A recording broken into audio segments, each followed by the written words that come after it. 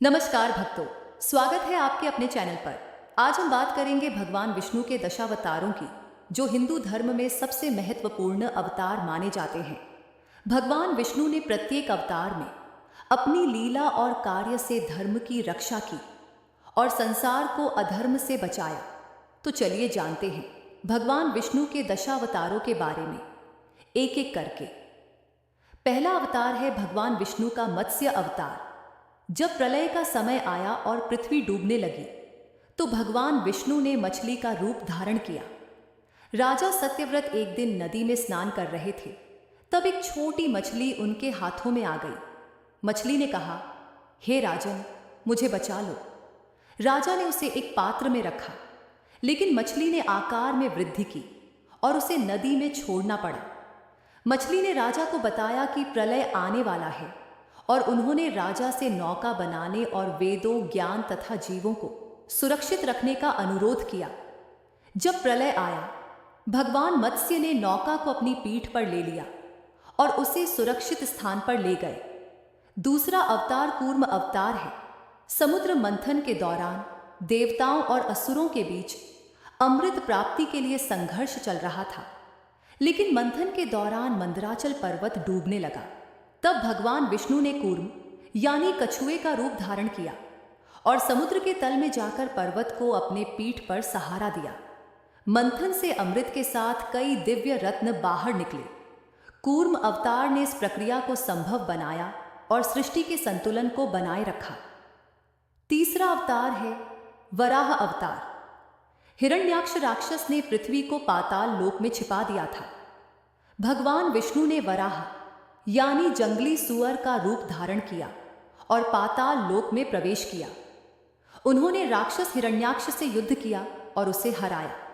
वराह ने पृथ्वी को अपने दांतों से पकड़ा और उसे फिर से सृष्टि में स्थापित किया।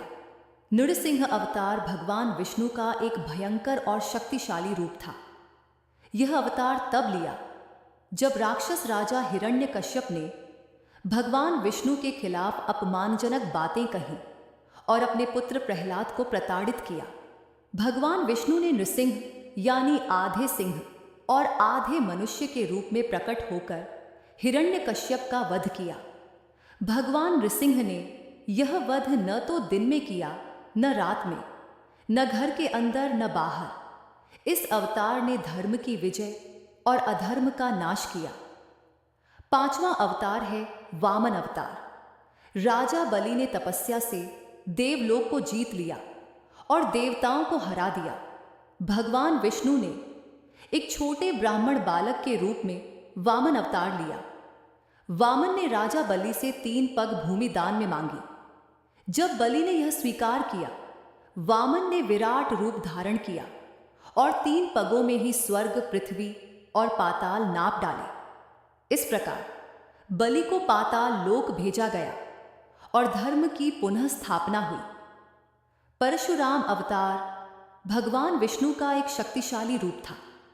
जब पृथ्वी पर राक्षसों और अत्याचारियों का आतंक बढ़ा, तो भगवान ने ब्राह्मण का रूप लिया और परशुराम के रूप में पृथ्वी पर अवतार लिया। परशुराम ने अपने फरसे से राक्षसों का संहार किया और 21 बार पृथ्वी से राक्षसों का नाश किया।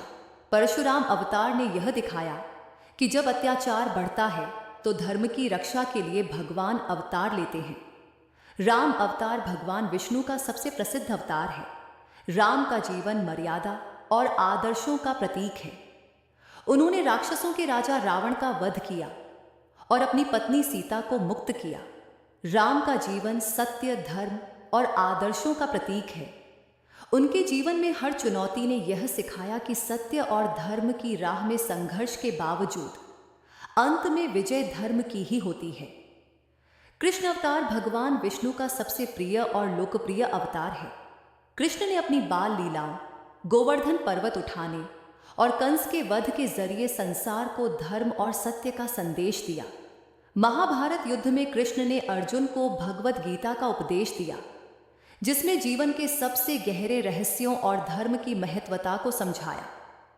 9वां अवतार है बुद्ध अवतार। भगवान विष्णु ने गौतम बुद्ध के रूप में अवतार लिया और संसार को दुखों से मुक्ति पाने का मार्ग दिखाया। बुद्ध का ध्यान अहिंसा और प्रेम का उपदेश आज भी दुनिया भर में महत्वपूर्ण है। उन्होंने संसार के दुखों का कारण और उसे समाप्त करने का उपाय बताया। दशावतार का अंतिम अवतार है कल की अवतार। यह भविष्य में होगा जब संसार में अधर्म और भ्रष्टाचार फैल जाएगा। भगवान कल की एक घुड़सवार योद्धा के रूप में प्रकट होंगे और अधर्म का नाश करेंगे। यह अवतार सत्य और धर्म की स्थापना के लिए ज्ञानगिरी होगा। तो दोस्तों, ये थे भगवान विष्णु के दशावतार। प्रत्येक अवतार ने धर्म की रक्षा की और संसार को सही मार्ग पर चलने का संदेश दिया। उम्मीद है कि आपको यह यात्रा पसंद आई होगी। अगर आपको यह वीडियो अच्छा लगा हो तो कृपया लाइक और शेयर करें और हमारे चैनल को सब्सक्राइब करना न भूलें। जय श्री विष्णु।